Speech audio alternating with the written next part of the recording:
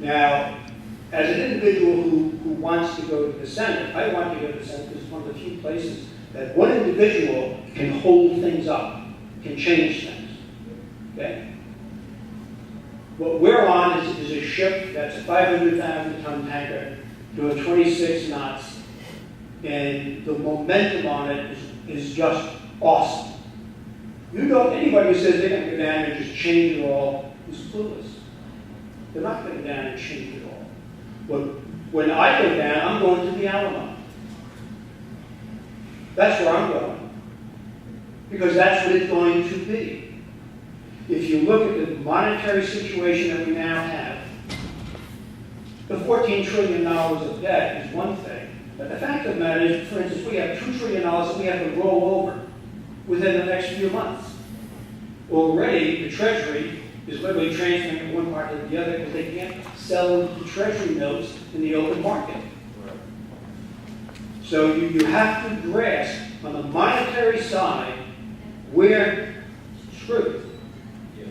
What you have to understand is that the $60 trillion of credit default swap that's sitting here in the United States, this is paper for which you can't even make a valuation of.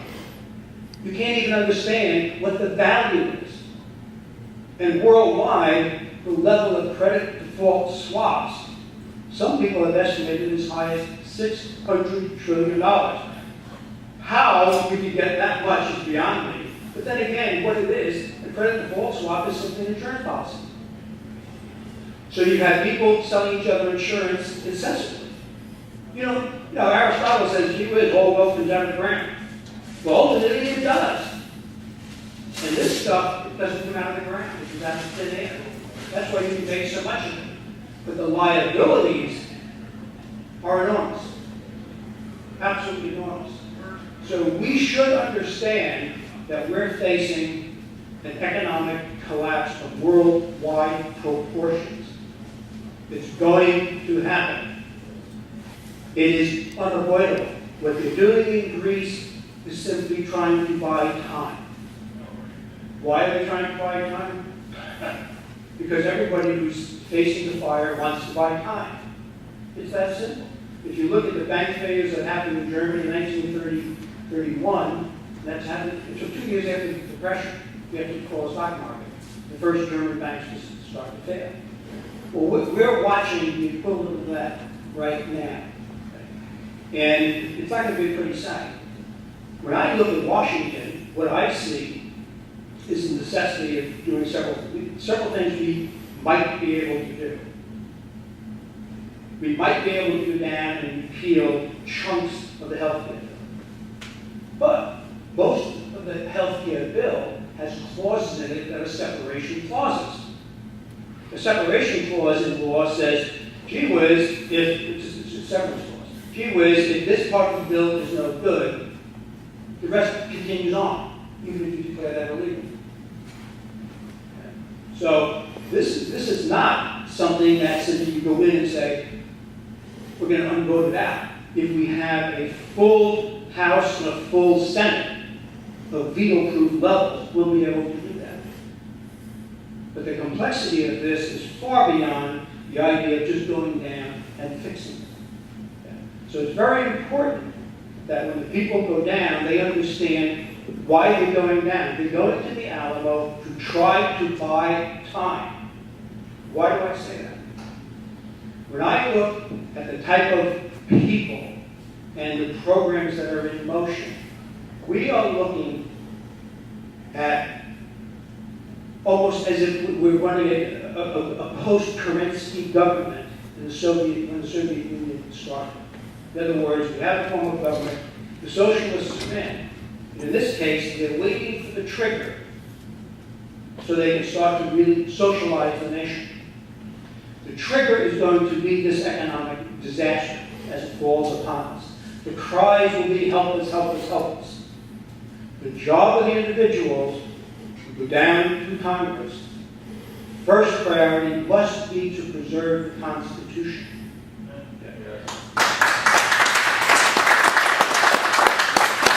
We have to understand that.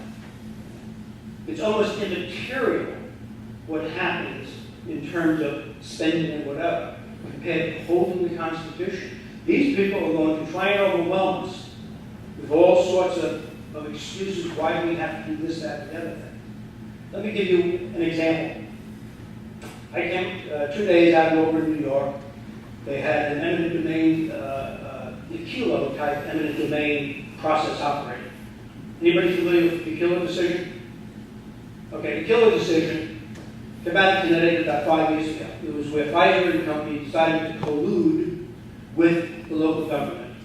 And the premise was that the local government had the right, for the benefit of the local government, to take property from some private individuals and give it to another private individual, in this case, shareholders of the company. And just miraculously, like the Dred Scott decision, which was wrong, we get confused sometimes. We think because it's legal, it's right. Well, that one was wrong. Well, we had another 5-4 decision on the Gillard decision that said that's a wonderful thing to do. 5 socialist judges, as far as I'm concerned, made that decision. That decision has in it a certain logic. The logic is a very deadly logic. The logic of the Kelo decision is literally a dagger that's going to be used as part of the socializing process, part of the nationalization of property. For instance, today it's from a private individual to a private corporation. As I said to the guy working for the Pioneer Corporation out there, 5 years from now, you're going to take your company using exactly the same process. Okay? It's only a matter of time. It's a matter of time before a workers' paradise group in some flaky town in Minnesota where they all seem to congregate. And they're going to declare that this business in town could be better run for the benefit of the town if they took it over. The People's Council. We're going to see that, and it will be upheld in the Supreme Court by these claims. So one of the things that I see as a necessity going down there is a federal notification of the kilo law, because it's one of those dangerous things. When you look at it, the property is the fruit of a man's labor. It is his labor solidified. It's his own bank, whatever you want to call it. But there's a natural property right. The Kelo decision threatens that in its entirety. If by logic you can say, I have the right to the fruits of your labor, it doesn't take much logic to say, by the way, if I can coerce that, I can coerce the labor itself. Which, by the way, that happened in the Soviet Union. That's what they did. They considered an individual essentially to be the property of the state. The logic is there. Now, if you don't think that that's possible here, most of you are probably aware of who Obama surrounds himself with. You're aware of Holdren, you're aware of Sunsman, you're aware of him. Okay.